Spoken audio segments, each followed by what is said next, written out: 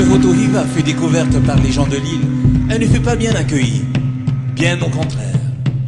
Car nul ne savait qui elle était, ni d'où elle venait. Mais qui était-elle? Était-elle de sang royal? Cette étrangère? Ou alors une manahone?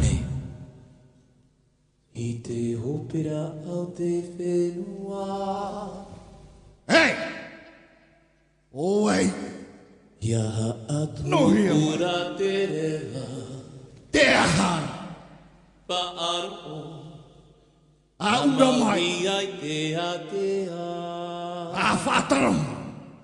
C'est alors que le grand maître de cérémonie, le Orero, lui demanda de danser. De danser pour ceux qui l'avaient accueilli, mais aussi pour Tani.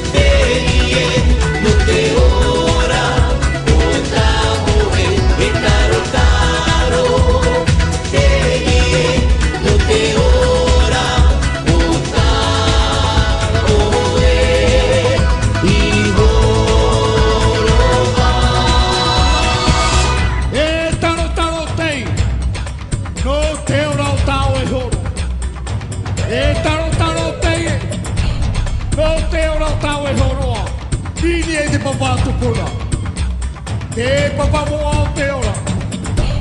Ia tu te rei marama. E te nuna.